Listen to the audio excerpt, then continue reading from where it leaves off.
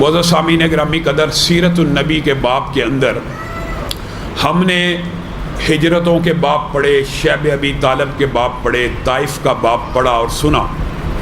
اس کے بعد یہ جو غم کا سال ہے، نبی کریم صلی اللہ علیہ وسلم، ابو بکر یہ پیچھے والا سپیکر بند کرو، نبی کریم صلی اللہ علیہ وسلم کے اوپر غم جس طرح ٹوٹے، ان کے اوپر پھاہا رکھنے کے لیے اللہ رب العزت نے ایک خاص انتظام کیا۔ اس خاص انتظام کو پڑھنے سے قبل یا سننے سے قبل معاشرے میں اس ایک خاص واقعے کے بارے میں جو غلط فہمیاں، جو باطل نظریات، جو فلسفے موجود ہیں، وہ بھی سمجھنا ضروری ہے۔ جیسے ہم نے سیرت النبی سے قبل حجیت حدیث کے اوپر 10-12 خطبات دیے تھے کہ سیرت النبی سمجھنے، پرکھنے، پڑھنے، سننے سے پہلے یہ بات بھی سمجھنا ضروری ہے کہ نبی کریم کی ہر ادا دین ہے، ہر بات دین ہے، ہر اٹھک بیٹھک، نشست برخاست، تقریر، ہر چیز دین ہے۔ کائنات میں کوئی ہستی اس نبی کے علاوہ موجود نہیں ہے کہ جس کے بارے میں یہ دعویٰ کیا جا سکے۔ کیا کہا جاتا ہے نبی کریم صلی اللہ علیہ وسلم کی سنت کے بارے میں کہ یہ تو دین ہے، اور باقی کائنات کی سب سے افضل ہستی نبیوں کے بعد بھی ہو، چاہے ابو بکر ہو، ان کی بات کے بارے میں کیا کہا جاتا ہے؟ ان کی بات دین کے مطابق ہے، عمر کی بات دین کے مطابق ہے، عثمان کی بات دین کے مطابق ہے، علی کی بات دین کے مطابق ہے۔ واحد ایک ہستی، ایک شخصیت جس کو یہ نہیں کہا جاتا کہ معاذ اللہ محمد الرسول اللہ کی بات دین کے مطابق ہے، نہیں، محمد الرسول اللہ صلی اللہ علیہ وسلم کی ہر بات ہی دین ہے۔ یہ بات آپ کے سامنے رکھی تھی، لیکن دکھ ہوتا ہے معاشرے کے اندر بجائے یہ کہ اقرار حدیث، احترام حدیث، عزت حدیث، حدیث آئے سر جھکا لیا جائے، باطل فلسفے انکار حدیث کے بڑھتے چلے جا رہے، اتنے بڑھتے چلے جا رہے۔ انکار حدیث کے کم از کم بر صغیر پاک و ہند میں 36 سے زائد گروہ ہیں۔ ہر منکر حدیث گروہ کا الگ ہی نظریہ ہے، بندہ کس کس کا رد کرے، ان کے اصول و ضوابط بھی ایک نہیں، بس جس کا جو دل چاہتا ہے۔ میری عقل میں یہ بات نہیں آتی، میں حدیث نہیں مانتا، میری عقل میں یہ بات نہیں آتی، میں حدیث نہیں مانتا۔ ہر بندے کی عقل مختلف ہوتی ہے، ضروری نہیں ہر بندے کی عقل میں ایک جیسا دین سما جائے۔ پچھلے دنوں اسی واقعے سے متعلقہ چند آیات کو غامدی صاحب نے بھی پیش کیا، اور واقعہ کون سا ہے؟ واقعے کے بارے میں سن لیجئے۔ یہ واقعہ نبی کریم کے دل کے اوپر اللہ رب العزت نے پھاہا رکھنے کے لیے، آیات دکھانے کے لیے، اپنی نشانیاں دکھانے کے لیے، اس بات کے لیے، استقامت کے لیے، نبی کریم صلی اللہ علیہ وسلم کے بارے میں اللہ نے کیا کہا؟ سبحان الذی اسرا بعبدہ لیلا من المسجد الحرام الی المسجد الاقصی۔ ایک بندے کو اللہ نے راتوں رات مسجد حرام سے اٹھایا، مسجد اقصی میں لے کے گیا، مسجد اقصی سے اٹھایا، آسمانوں کی سیر کرائی، دنیا کے عجائب دکھائے۔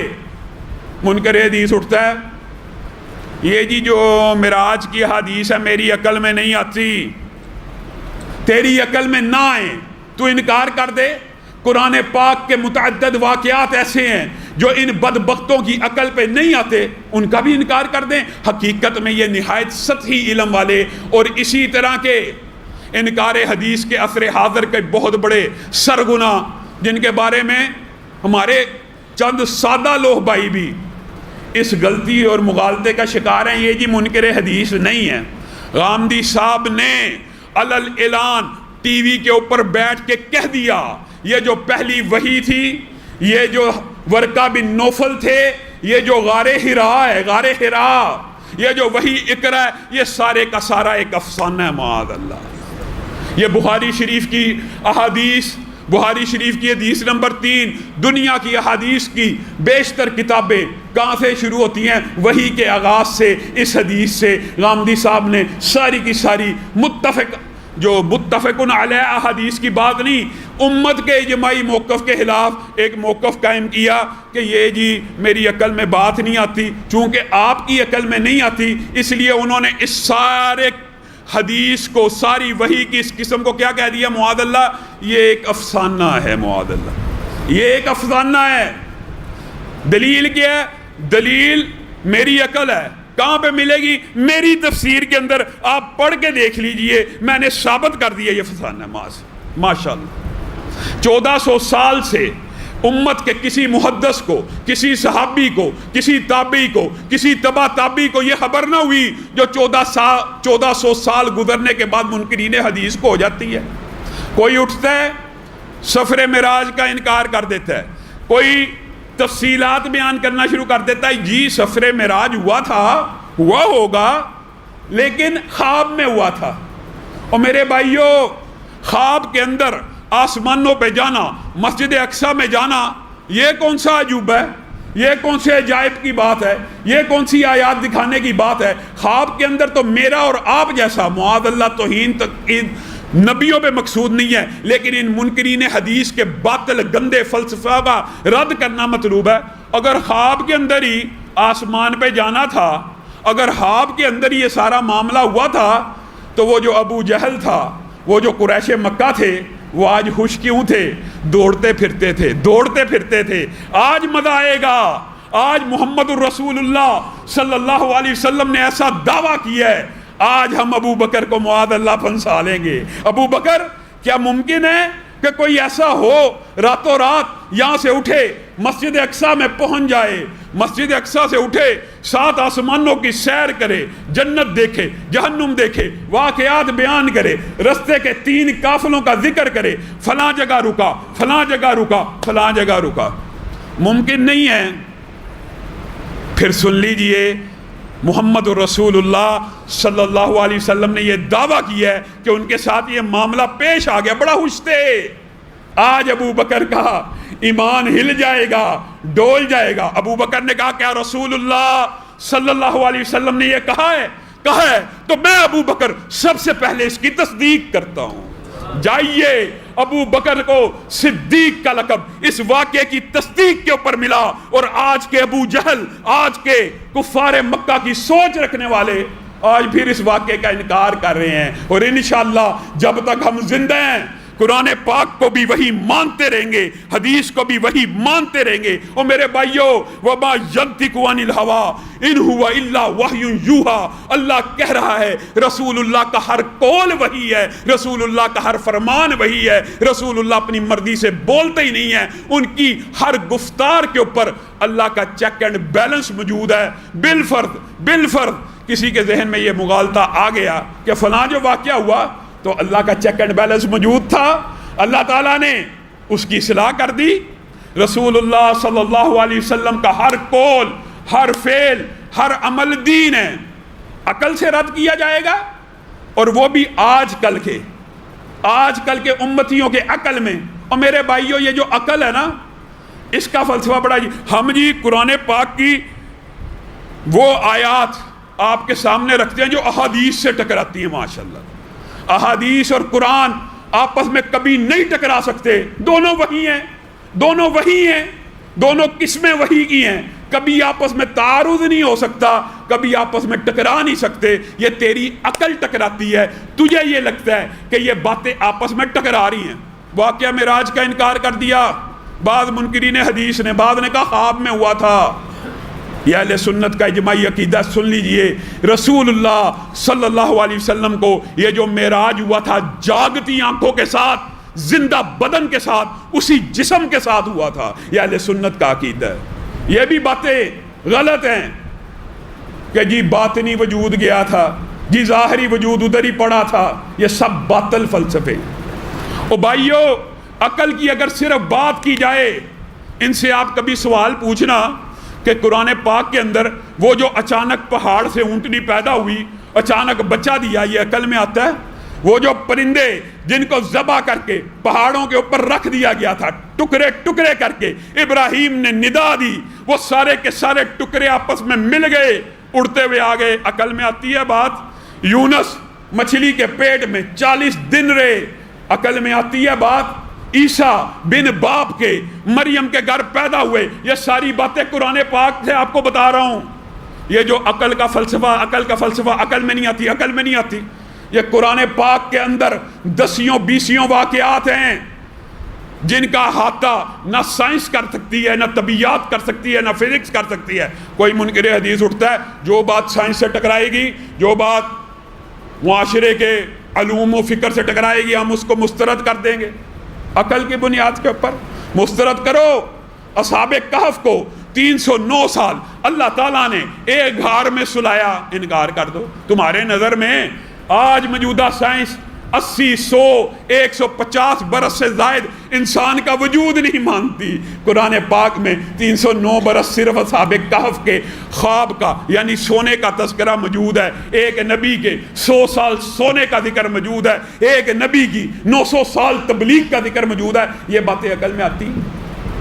جب انسان عقل کے پیچھے چلے گا تو بالآخر جب یہ آپ کو عقلیات اور قرآن پاک کے دلائل پیش کرتے ہیں، قرآن پاک میں یہ جی عقل والوں کے لیے، یہ جی سننے والوں کے لیے، یہ جی دیکھنے والوں کے لیے، بے شک ہے، لیکن عقل کی لیمیٹیشن ہے. عقل وحی کے تابع ہے، عقل وحی سے بالادست نہیں ہو سکتی. جب آپ کو عقلی اور منطقی طور کے اوپر اتنا بوسٹ کیا جائے گا، ایک دن آئے گا آپ کہیں گے قرآن پاک کی یہ آیت بھی ہمارے دماغ میں نہیں آتی. آ جائے گا، وہ وقت آ جاتا ہے. منکر حدیث اصل میں منکر قرآن بھی ہوتا ہے. وجہ یہ ہے کہ قرآن پاک کو ظاہری طور پہ لوگوں کے سامنے دعویٰ کرتا ہے محفوظ ہے، اس کے حکموں کو نہیں مانتا، اس کے اندر جو تشریعات ہیں ان کو نہیں مانتا. دلائل سے آپ کے سامنے بات رکھوں. میرے بھائیو، عقل عمر بن العاص، آپ کے سامنے چند باتیں ضرور رکھنا چاہتا ہوں تاکہ اس واقعے کی گہرائی میں جانے سے قبل یہ باطل فلسفے آپ کو سمجھ آ جائیں. عمر بن العاص کتنے جلیلت القدر صحابی ہیں، اتنے عظیم صحابی ہیں کہ ایک مرتبہ رسول اللہ کی مجلس میں بیٹھے ہوئے تھے. رسول اللہ کی مجلس میں ایک فیصلہ آیا مشکل سا. رسول اللہ صلی اللہ علیہ وسلم فیصلہ سن کے مسکرانا شروع ہو گئے اور عمر بن العاص کو کہا اٹھ اس کا فیصلہ کر. عمر بن العاص نے کہا رسول اللہ آپ کے ہوتے ہوئے میں فیصلہ کروں، میری کیا مجال ہے، یہ حق تو آپ ہی کا ہے کہ آپ موجود ہوں، فیصلہ کن اتھارٹی آپ ہیں. قرآن پاک میں بھی موجود ہے، حدیث میں بھی موجود ہے کہ محمد صلی اللہ علیہ وسلم فرقم بین الناس، محمد صلی اللہ علیہ وسلم لوگوں میں قیامت تک فرق کرنے والے ہوں گے کہ حق کے رستے پہ کون ہے اور باطل کے رستے پہ کون ہے. آپ فیصلہ کیجئے. کہا حق تو میرا ہے، عطا بھی مجھے کیا گیا ہے، لیکن میں یہ اپنا حق تجھے تفویض کرتا ہوں، میں دیکھنا چاہتا ہوں تو کیسا فیصلہ کرتا ہے. اور فیصلہ کیا. رسول اللہ خوش ہو گئے. یہ عمر بن العاص، طاعون پھیلا، ان کے پاس اصحاب رسول اور تابعین آ گئے. کہا کیا کیا جائے؟ اب دیکھیے تیری عقل کو مانا جائے. یہ جو صحابی رسول ہے جس کو رسول اللہ اپنی زندگی کے اندر حاکم بنا رہے ہیں کہ میری موجودگی میں فیصلہ کر، ان کے پاس صحابہ اور تابعین آ رہے ہیں اور کہہ رہے ہیں طاعون پھیل گیا، اب کیا کیا جائے؟ عمر بن العاص کہتے ہیں طاعون پھیل گیا ہے، بیماری بڑھ گئی ہے، ایسا کرو بستر کسو، زیادہ راہ لو، کوئی پہاڑوں میں نکل جائے، کوئی وادیوں میں نکل جائے، کوئی نہروں کا رخ اختیار کرے، کوئی دریاؤں کی طرف چل پڑے. آرڈر جاری ہو گیا. کس بنیاد کے اوپر؟ عقل کی بنیاد کے اوپر، رائے کی بنیاد کے اوپر، اور رائے بھی سوچ سمجھ کے، غور و فکر کر کے. امام ہیں، فقیہ ہیں، محدث ہیں. فیصلہ کر دیا. معاذ بن جبل آ رہے ہیں. کہاں جا رہے ہو؟ بستر باندھ کے. عمر بن العاص نے، گورنر نے فیصلہ کر دیا پھیل جاؤ، طاعون پھیل گیا ہے، رکو، کوئی یہاں سے مت ہلے، مجھے عمر بن العاص سے بات کرنے دو. عمر بن العاص آپ نے فیصلہ اور آرڈیننس جاری کیا ہے، آپ کے پاس اس کی کیا دلیل ہے؟ عمر بن العاص نے کہا میرے پاس میری عقل ہے، میری فقاہت ہے، میری رائے ہے، میں نے اپنی عقل کے مطابق جس بات کو بہتر سمجھا وہ نافذ کر دیا. کہا رکیے، میرے پاس رسول اللہ صلی اللہ علیہ وسلم کی ایک حدیث موجود ہے. کیا حدیث ہے؟ جب کسی علاقے میں طاعون آ جائے ادھر سے باہر نہ نکلو، اور اگر باہر والوں کو خبر ہو اس علاقے میں طاعون موجود ہے وہ وہاں پہ نہ آئیں. یہ حدیث موجود ہے؟ جی موجود ہے. عمر بن العاص آج کل کے منکرین حدیث کے فلسفے جیسے تھے. میری عقل میں یہ آگے، میری عقل نہیں مانتی، یہ غار ہرا جی غار ہرا فسانہ ہے، میری عقل میں نہیں آتا. عمر بن العاص نے کیا کہا؟ میں حاکم، میں والی، تو ایک حدیث رسول لے کے آیا ہے، اب عمر بن العاص کا آرڈر، عمر بن العاص کا فرمان، عمر بن العاص کا آرڈیننس یہ ہے کہ حضور کی حدیث کو لاگو کر دیا جائے اور عمر بن العاص کے آرڈر کو کینسل کر دیا جائے۔ عقل کیا ہے بتائیے؟ کیا عمدی صاحب، کیا آپ کی عقل حضرت عمر سے بھی بلند ہو گئی ہے؟ حضرت عمر پائے تخت پہ بیٹھے ہوئے ہیں، خلیفہ راشد ہیں، مصر کے اندر خط لکھ رہے ہیں قاضیوں کو، حکام کو، جہاں جہاں حکومت پھیلی ہوئی ہے، آرڈیننس لکھا حضرت عمر نے۔ حضرت عمر نے کہا آج کے بعد لڑائی ہوئی، کسی بندے کا انگوٹھا کٹ گیا، انگوٹھا قوت و طاقت میں سب سے زیادہ طاقتور ہے ہاتھ کی 5 انگلیوں میں۔ عمر کی عقل، عمر کی فہم، عمر کی زیرک، عمر کی دانائی، اس سے کون انکار کر سکتا ہے؟ اپنی عقل سے ایک عظیم الشان آرڈر جاری کر رہے ہیں اپنی دانست کے اندر۔ یہ انگوٹھا قوت و طاقت میں ہاتھ کی 5 انگلیوں میں سے سب سے طاقتور ہوتا ہے، اس کو اگر کوئی کاٹے گا 15 اونٹ اس کی دیت ہوگی۔ 7 والی 2 انگلیاں قوت و طاقت میں برابر ہیں، کام کو سر انجام دینے میں برابر ہیں، ان دونوں کی دیت 10 اونٹ ہوگی۔ اس کے بعد قدر کمزور انگلی آتی ہے، اس کی دیت 9 اونٹ ہوں گی، اور اس کے بعد سب سے چھوٹی انگلی آتی ہے جو قوت و طاقت میں سب سے کم ہوتی ہے، اگر یہ کسی کی کاٹ دی جائے لڑائی جھگڑے معاملے کے اندر، اس کی دیت 6 اونٹ ہوگی۔ حضرت عمر نے آرڈیننس کیا جاری کیا؟ کیا رسول اللہ صلی اللہ علیہ وسلم کی حدیث کے بظاہر معنوں میں کوئی تعارض ہے؟ رسول اللہ کی حدیث مدینہ میں مشہور تھی، کسی کا ہاتھ کاٹ دیا جائے کتنی دیت ہوگی؟ 50 اونٹ۔ حضرت عمر ان 50 اونٹوں کی صرف تقسیم کر رہے ہیں، اپنی عقل سے، اپنی رائے سے، اپنی فہم و فراست سے 15 اونٹ انگوٹھے کے، 7 والی انگلیوں کے 10، 7 والی انگلی کے 9، اور سب سے چھوٹی انگلی کے 6 اونٹ۔ حضرت عمر نے بھی کتنے بنائے ہیں؟ 50۔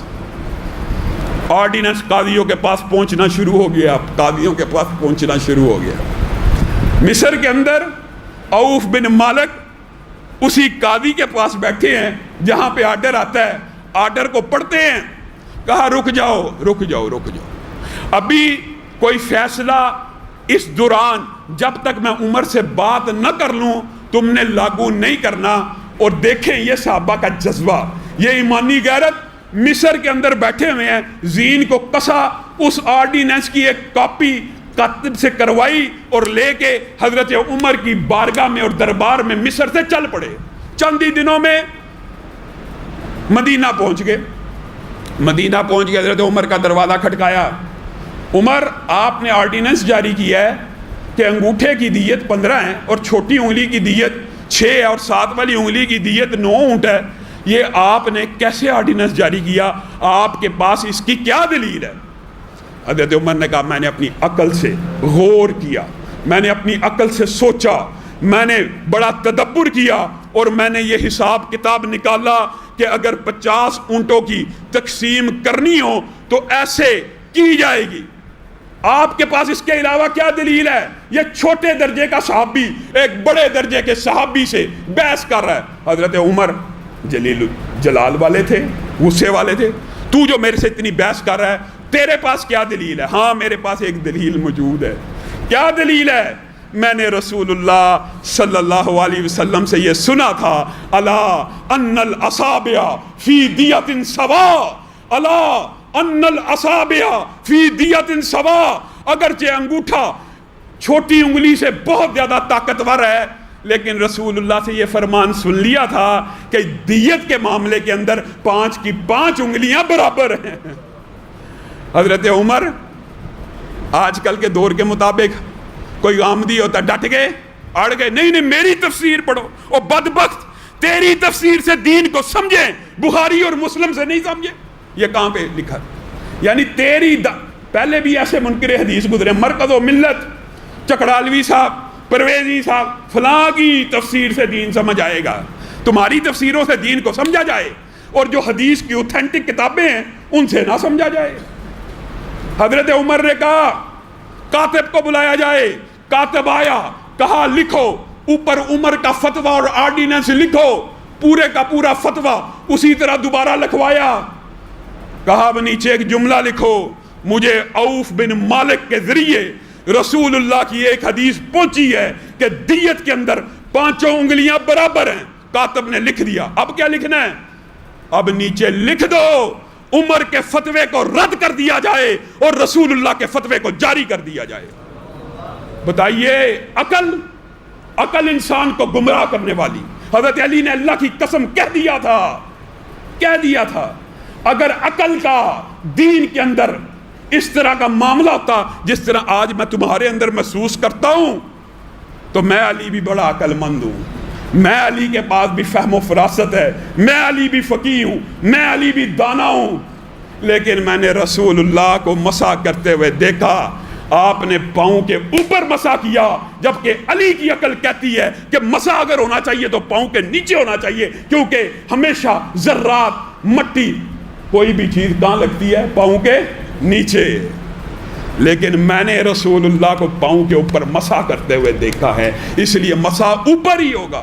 تیری عقل کو ماننے کا ہم دی, تیری عقل کو, یعنی رسول اللہ کی صحیح حدیث کو چھوڑ دیا جائے. اور میرے بھائیوں, یہ منکرین حدیث کا ایسا وسوسہ ہے, ایسا وہمہ ہے جو آج کل معاشرے میں پھیل رہا ہے. اس لیے یہ باتیں بار بار آپ کے سامنے رکھتا ہوں. ایک دلیل صرف منکرین حدیث سے پوچھ لیجئے, ایک دلیل. سینکڑوں دلائل ہیں, سینکڑوں باتیں, 20 باتیں ہیں, لیکن جب ان سے بات ہو تو آپ ایک سوال کر کے اس پہ رک جایا کریں. یہ دائیں نکلتے ہیں, بائیں نکلتے ہیں اور کہیں سے حملہ ور ہوتے ہیں. ہر ایک کا کلیہ فرق ہے. مردار کے بارے میں قرآن پاک بڑا بھرا ہوا ہے. مردار حرام ہے, سب کو پتہ ہے,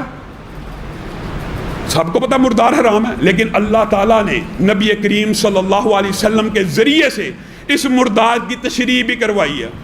مردار حرام ہے, مطلقاً حرام ہے, لیکن رسول اللہ کی حدیث نے 2 کا استثناء کر دیا. مچھلی پانی سے نکالو بغیر ذبح کیے, مر جائے, مردار ہو جائے, امت کے اوپر حلال کر دی. آج پوری امت کھاتی بھی ہے. بتائیے منکرین حدیث, مچھلی جس کو پانی سے نکالا گیا مر گئی, قرآن تو کہتا ہے مردار ہے, تو کیوں کھاتا ہے؟ کہاں سے کھاتا ہے؟ کہاں پہ ہے قرآن پاک؟ موجود نہیں ہے. پھر یہ باتیں یار اس طرح کی تو 20 مثالیں موجود ہیں کہ نماز کا طریقہ کہا ہے, رکوع کی حالت کو کہتے ہیں, سجدہ کی حالت کو کہتے ہیں. یہ جو نماز دن میں 5 مرتبہ ساری زندگی رسول اللہ پڑھتے رہے, اس کی کفیات بھی قرآن پاک میں نہیں ہیں, کیونکہ حدیث کی امت کا اجماع ہے. 2 ہی قسمیں ہیں. ایک وہ جس کو رسول اللہ صلی اللہ علیہ وسلم نے صحابہ کو بتلایا کہ یہ الفاظ بھی اللہ کے میں پڑھ رہا ہوں, یہ الفاظ بھی میں اللہ کے پڑھ رہا ہوں. میرے بھائیو, یہ قرآن اللہ کی قسم نہ آپ کے اوپر نازل ہوا نہ میرے اوپر نازل ہوا. جس ہستی کے اوپر نازل ہوا اس نے کہا یہ جو الفاظ اب میں پڑھنے لگا ہوں یہ قرآن کے ہیں. صحابہ نے نوٹ کر لیا اور اس کو قرآن بنا دیا گیا. اور جو باتیں رسول اللہ نے کہی, اب یہ جو وحی کی قسم ہے, میں اپنی طرف سے کہہ رہا ہوں, الفاظ اللہ کے نہیں ہیں لیکن مراد اور حکم اللہ کا ہے, وہ حدیث بن گئی. یہی وحی کی 2 قسمیں ہیں اور دونوں کو محفوظ. یہ بھی عجیب مغالطہ انہوں نے لوگوں کو ڈالا ہوا ہے جی قرآن سارے کا سارا محفوظ ہے. کیسے؟ کس نے کہا ہے؟ قرآن کتاب کی شکل میں نازل ہوا. جس قرآن کو جس طریقے سے اللہ نے قرآن پاک کی حفاظت کا ذمہ اپنے پر لیا, اسی طریقے سے, اسی انداز سے, انہی اصحاب کے ذریعے سے رسول اللہ صلی اللہ علیہ وسلم کی حدیث کو بھی اللہ رب العزت نے محفوظ کیا, اور اس کا ذکر بھی قرآن پاک میں موجود ہے. وَإِذَا قَرَأْنَاهُ فَاتَّبِعْ قُرْآنَ ثُمَّ إِنَّ عَلَيْنَا, آگے چل کے اللہ کہہ رہا بیانا لَا تُحَرِّكْ بِهِ لِسَانَكَ لِتَعْجَلَ بِهِ. اے رسول اپنی زبان کو تیز تیز مت چلائیے اس خوف سے کہ آپ کو کہیں بھول نہ جائے. اللہ تعالیٰ کے ذمے ہیں اس کو یاد کروانا اور اس کا بیان کرنا, اور بات یہاں تک ہوتی تو مکمل ہے. لیکن اللہ نے منکرین حدیث کے قیامت تک کے اشکال کو رد کرتے ہوئے کیا کہا؟ وَأَنزَلْنَا إِلَيْكَ الذِّكْرَ وَأَنزَلْنَا إِلَيْكَ الذِّكْرَ. اے رسول اللہ تعالیٰ نے اس کلام کو آپ کے اوپر نازل کیا لِتُبَيِّنَ لِلنَّاسِ مَا نُزِّلَ إِلَيْهِمْ, تاکہ آپ لوگوں کو کھول کھول کے بیان کر دیں کہ اللہ کی طرف سے احکامات کیا کیا نازل ہو رہے ہیں. مجھے بتائیے, ایک عام فہم مثال آپ کو بڑی دفعہ دی ہے. یاد رکھیے، آپ کسی دردی کے پاس جائیں، اس کو کہیں میرا سوٹ سی دے، میں تجھے سیمپل دوں گا، اس کے مطابق سی دیں. اچھا جی سیمپل دے دینا، میں سی دوں گا. پھر آپ اس کو کال کریں 700 مرتبہ، آپ اس کو کال کریں میرا سوٹ سی دیں، اور آپ اس کو سیمپل دے ہی نہ. ہر دفعہ فون پہ کہ سیمپل کے مطابق سی، سیمپل کے مطابق سی، سیمپل کے مطابق سی. سیمپل آپ نے اپنے گھر میں رکھا ہو، سیمپل آپ نے دردی کو دیا ہی نہ ہو، آپ اس کو 700 کیا چوتھی دفعہ کہیں گے نا یار جو میں نے تجھے سیمپل دیا ہے اس کے مطابق سی دی، وہ کہے گا کیسا جاہل آدمی ہے، سیمپل دیتا نہیں ہے، مجھے نمونہ پیش کرتا نہیں ہے، اور بار بار کہہ دیتا ہے کہ اس کے مطابق سی دے. معاذ اللہ معاذ اللہ. مثال صرف سمجھانے کے لیے پیش کی ہے، اللہ کے ساتھ کوئی مثال نہیں جچتی. اس رب نے اس قرآن پاک کے اندر 700 سے زائد، 700 نہیں 700 سے زائد مقامات کے اوپر بالواسطہ یا بلا واسطہ تجھے اور مجھے کیا حکم دیا ہے؟ وَمَا آتَاكُمُ الرَّسُولُ فَخُذُوهُ. جو رسول اللہ دے اس کو پکڑ لو، جس سے روکے رک جائے.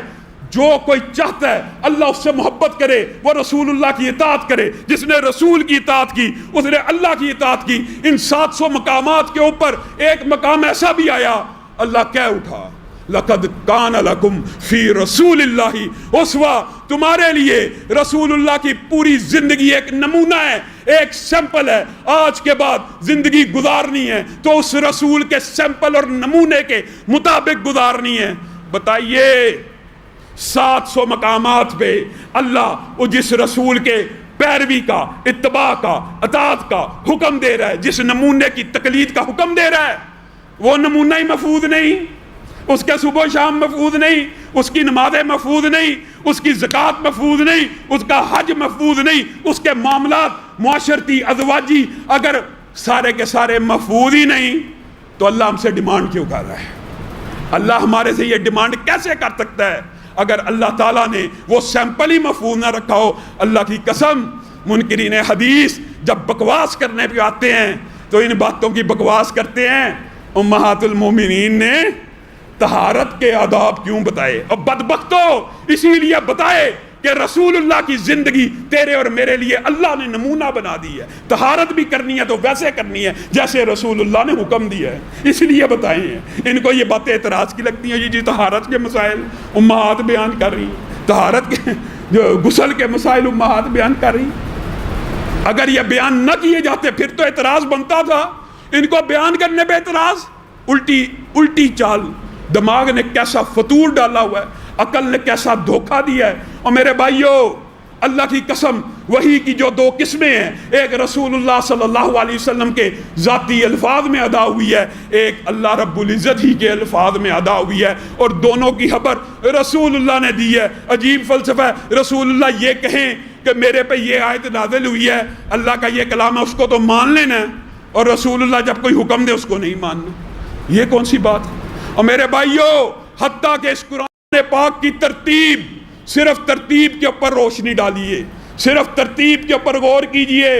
رسول اللہ کے اوپر سب سے پہلی وحی کون سی نازل ہوئی؟ اقرا کہاں پہ موجود ہے؟ 30ویں پارے میں. پہلے پارے میں کیوں نہیں؟ قرآن کی ابتدا وہاں سے کیوں نہیں ہو رہی؟ کیونکہ رسول اللہ نے کہہ دیا نازل تو پہلے ہوئی تھی لیکن رکھی قرآن کے آخر میں جائے گی. یہ حدیثیں تو مان لینی ہیں، یہ حدیثیں ماننی ہیں، اور اپنی من چاہی جو بات عقل میں اپنی عقل میں نہیں آتی اس کا انکار کر دینا. بھائیو یہ مضمون، یہ فلسفہ بڑا طویل ہے، لیکن ایک مثال رکھ کے اپنی بات کو ختم کروں گا. وحی کی جو 2 قسمیں ہیں، آپ نے یہ تو بڑا سنا ہوگا، وحی کی 2 قسمیں قرآن حدیث. دین قرآن و حدیث کا نام ہے، لیکن اللہ کی قسم قرآن پاک کے اندر بھی حدیث کو کتاب اللہ کہا گیا. کتاب اللہ بھی کئی مرتبہ حدیث کو کہا جاتا ہے، کئی مرتبہ قرآن کو بھی کہا جاتا ہے، لیکن حدیث کے لیے بھی اللہ رب العزت نے کتاب اللہ کا لفظ قرآن پاک میں بھی استعمال کیا، اور حدیث میں تو اس کی مثالیں بے شمار ہیں. اِنَّ عِدَّةَ الشُّهُورِ عِندَ اللَّهِ 12 شَهْرًا فِي کتاب اللہ. بتائیے اللہ قرآن پاک میں کہہ رہا ہے اِنَّ عِدَّةَ الشُّهُورِ عِندَ اللَّهِ، اللہ کے ہاں مہینوں کی گنتی 12 ہے. کہاں پہ؟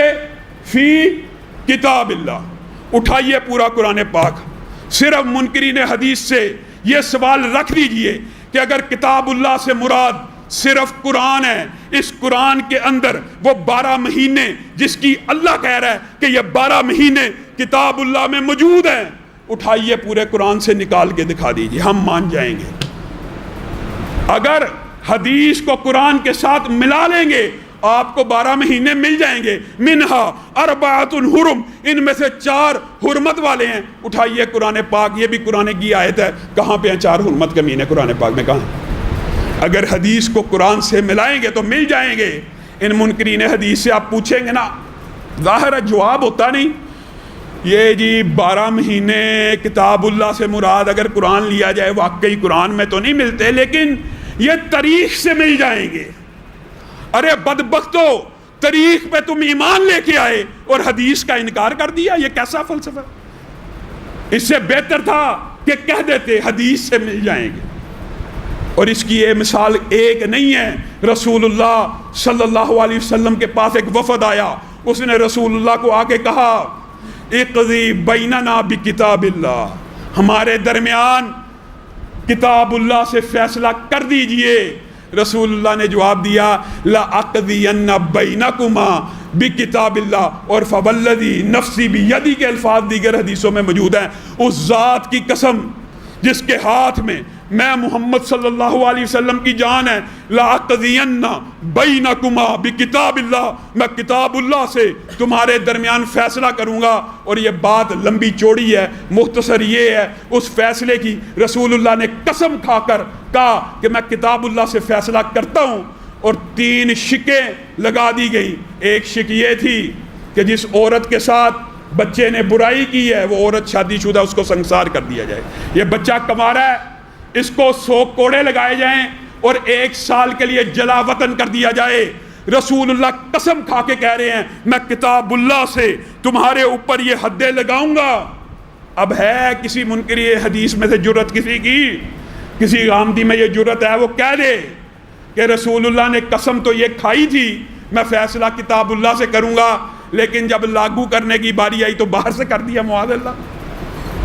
اگر حدیث کو بھی کتاب اللہ وحی کی قسم مانا جائے گا، بات سمجھ آ جائے گی کہ 100 کوڑوں کی سزا تو قرآن پاک میں موجود ہے، ایک شک موجود تھی، اور دوسری جو رجم کی سزا ہے اور 1 سال کے لیے جلا وطن کرنا ہے وہ کہاں پہ ہے؟ حدیث میں موجود ہے۔ دونوں کو اکٹھا کیا گیا، رسول اللہ نے کتاب اللہ سے فیصلہ جاری کر دیا۔ اللہ رب العزت جو کہا گیا، جو سنا گیا، اس کو سمجھنے کی توفیق عنایت فرمائے۔